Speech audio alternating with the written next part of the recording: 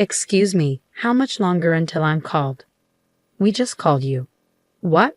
I replied, startled by the receptionist's words. I hurried into the examination room, surprised to find my husband John already there. Why are you here? I asked, taken aback. John's face went pale, and he tried to rush me out of the room in a panic. But then I caught sight of an incredible scene. My name is Christy Thomas, and I'm 27 years old. I grew up as the eldest of two sisters and now work in corporate office management. 3 years ago, I married John, and we now share a home. We met in college, worked at the same part-time job, dated for 4 years, and got married.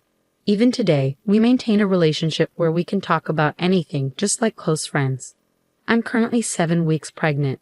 John and I wanted a child right after we got married, but it took us 2 years of fertility treatment before our dream finally became a reality. When I visited the OB-GYN alone, the gestational sac, our baby's growing space, was already visible. The ultrasound photo even showed the tiny fetus. I haven't yet told John about the pregnancy because I wanted to surprise him.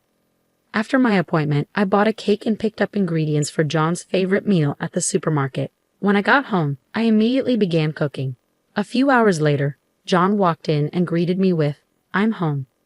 His eyes widened when he saw the table set with his favorite beef stew. Wow, what's the special occasion? Everything looks amazing. I thought we should have a celebration today, I said. A party? What's the occasion? I went to the hospital today, I replied. Hospital? He asked, his brow furrowed.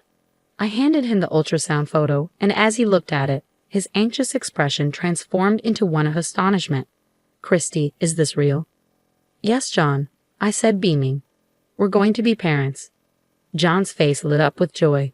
We are. We really are. Yes, our baby is finally on the way, I confirmed, tears of happiness welling up in my eyes. Everything looks great, and our baby is growing steadily.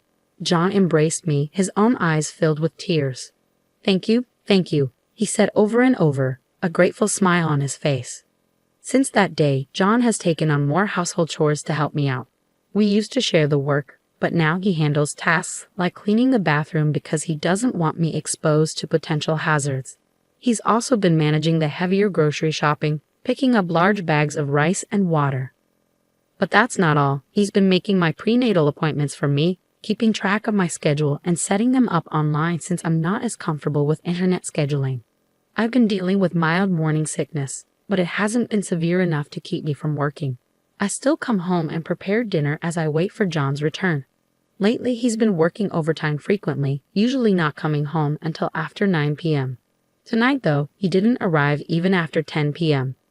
Normally, he calls if he's going to be late, but this evening, there was no word from him. I tried calling him, but there was no response. I waited anxiously. Finally, just past 11 p.m., I heard the front door open. I rushed to greet him. John, welcome home.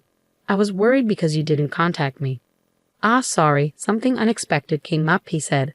But you weren't supposed to have overtime tonight. Did something happen? I asked. No, just some unplanned work, he replied, avoiding my gaze. His evasiveness unsettled me, so I pressed further. John, are you hiding something? What? No, I'm not hiding anything. Then why won't you look me in the eye? If there's nothing to hide, you should be able to tell me where you were and what you were doing, right? I told you, I got caught up with some unexpected work, he said, sounding defensive. A junior made a mistake, and I had to step in and handle it. Even so, couldn't you have sent me a message like you usually do? I texted you several times and even called. John, normally so composed, raised his voice at me, his expression one of frustration.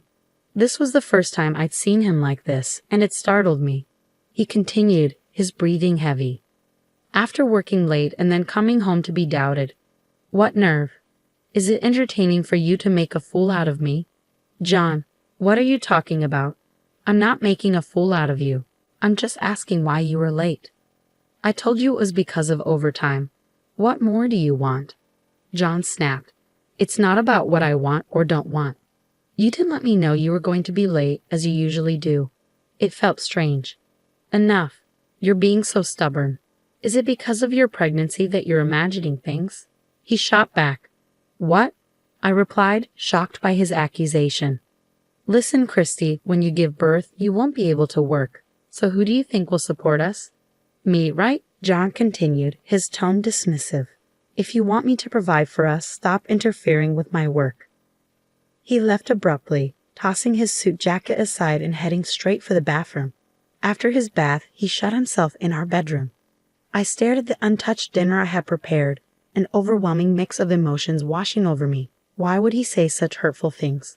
All I did was express concern that something felt off, yet he called it delusional.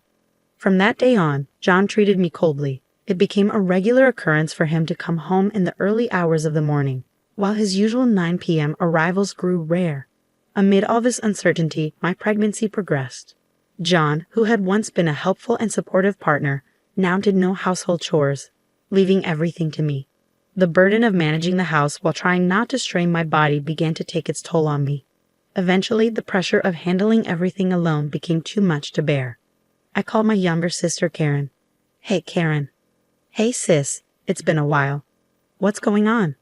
I had a bit of a disagreement with John. Really? You two are just like the saying, the more you argue, the better you get along, aren't you? My sister Karen is 3 years younger than me and works in the fashion industry. We've always been incredibly close and have been described as two peas in a pod. During my dating days with John, she was my go-to for advice, and she's an irreplaceable part of my life. That day, she listened to me vent for almost an hour. Talking to her eased my mind a little. I was in the 17th week of my pregnancy, and my belly was starting to show. Feeling stable and healthy, I returned to work as usual after my lunch break. But just as I was about to begin my afternoon tasks, something unexpected happened. I felt a sudden, unfamiliar twinge in my belly. The discomfort lingered, and my thoughts immediately turned to the safety of my child. Anxious, I left work early and rushed to the women's clinic I usually visit. Normally, John would handle making appointments for me, but today was unexpected, so I didn't have one scheduled. It seemed I might have to wait a while for a checkup, but the thought of going home in this state made me uneasy. Prepared for a long wait, I explained the situation to the receptionist. Excuse me, I'm Christy Thomas. I've been experiencing some mild abdominal pain for a while now. Please wait a moment, Ms. Thomas. I don't have an appointment today because this was sudden. Let me check. Oh yes, you're Christy Thomas, right? You're 17 weeks pregnant. We do have an appointment for you. Please have a seat over there.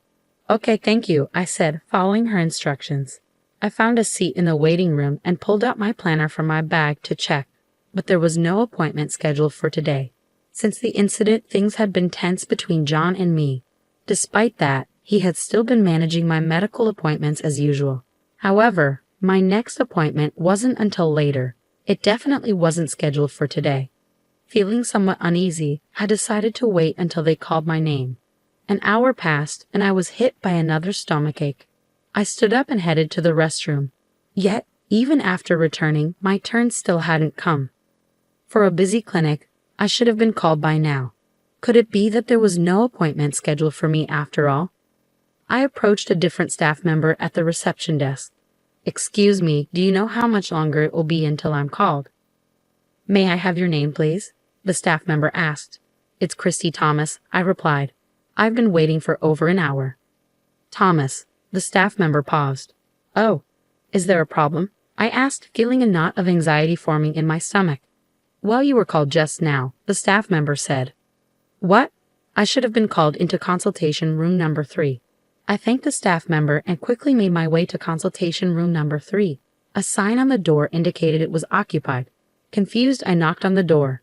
A nurse opened it and asked, "Can I help you?" I'm Christy Thomas. I had to use the restroom earlier, and Christy Thomas?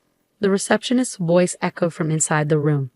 I had already been called, but the sign on the door said in consultation, so I assumed someone else had entered. Wait, you're Christy Thomas? The nurse asked, looking puzzled. But there's already someone in the room with that name. What? I exclaimed. Nothing about the situation made sense. Determined to find out what was going on, I pushed past the nurse and entered the examination room. What I saw next was beyond belief. My husband, John, was standing there. Why are you here? I asked, shocked.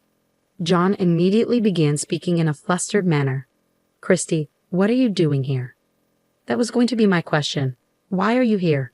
I retorted. Well, he stammered. Did you make this appointment under my name? Why? Just leave for now, John said, trying to push me out of the room. Given the bizarre situation, I couldn't back down. Explain this to me, John. Why are you here right now? I'll explain later, he pleaded. Just go for now. No, I want an explanation now. I can't just walk away from this, I insisted. As I argued with John, the doctor, who had apparently just returned from an internal exam, came back looking puzzled. Wait, Christy, the doctor said, his eyes widening in confusion. What are you doing here? I just got here, I replied. Then who did I just examine? The doctor asked. As the doctor spoke, the door to the examination room opened and my sister Karen emerged. Karen? I gasped, stunned. I was utterly bewildered by what was happening. Why was Karen here? Oh well, Karen stammered. Her hesitation only fueled my growing frustration. Why is the appointment under my name, and why did you just leave the examination room? The doctor, who had been observing the scene, stepped in. Mrs. Thomas, I apologize for the mix-up. She was wearing a mask, so I couldn't tell, but I thought it was strange when the baby seemed too small for 17 weeks of pregnancy. It was no wonder the doctor had mistaken Karen for me. We looked so much alike, and the mask made it even harder to tell us apart. Doctor, the woman you just examined is my sister, and the man over there is my husband, I explained. What? So you mean the father of the baby I just examined is? The doctor's sharp gaze shifted to John, whose face had gone pale. In that moment, I finally pieced everything together. John, Karen, I need an explanation from the beginning. Whether they had resigned themselves to the situation or not, they slowly began to speak. According to them, they had been in a relationship for about a year. While I was struggling to conceive and undergoing fertility treatment, they said they succumbed to temptation. When my pregnancy was confirmed, they were initially happy for me. But shortly after, Karen's pregnancy was also confirmed. Karen asked John to accompany her to the hospital because she was nervous. In his typical carelessness, John mistakenly booked the appointment under my name. He realized the mix-up just before they arrived at the hospital and panicking pretended to have forgotten the insurance card and completed the check-in under my account. While I was in the restroom, there was a shift change at the front desk. Karen must have seized the opportunity to slip into the examination room without crossing paths with me. Initially, the doctor didn't realize it was Karen since she was wearing a mask. However, during the examination, it became evident that she wasn't me. As the doctor puzzled over this, I arrived at the examination room. After regaining my composure, I underwent my own checkup. The abdominal pain was diagnosed as transient, and there were no issues with my baby. I gathered my husband and sister and headed straight for our parents' house. I also contacted John's parents and asked them to join us. Once everyone was assembled, I explained the entire situation. Of course, you're going to take responsibility, right? I asked, directing my question at my husband. Responsibility? Of course I will continue to be with you, Christy, he replied. Huh? What are you talking about? We're obviously getting a divorce, I interjected. But you just mentioned responsibility, he countered. The responsibility I'm talking about is alimony. I'm going to make sure you both pay for what you've done, I declared, feeling a surge of anger. What? Wait a minute. I never intended to get a divorce, my husband protested. His words ignited fury in my sister, who was standing nearby. You said you loved me more. Was that all a lie? Karen grabbed my husband's collar, and they began to argue. Their loud quarrel pushed my anger to its peak. I splashed the tea from the table onto both of them, raising my voice to get their attention. Enough is enough. I'm divorcing John and cutting ties with Karen. You two just need to pay the alimony without argument. Wait, Christy, I love you. John tried to intervene. Christy, I'm your sister. Don't talk about alimony, Karen protested. Both of you stop. You're only saying what suits you. How far do you plan to humiliate me?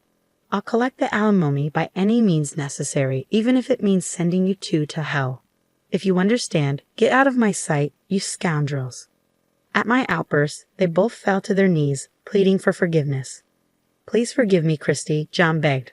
I also beg you, Karen added. But it was too late. Their actions were unforgivable, and I had no intention of pardoning them. After that, my husband and I divorced as expected.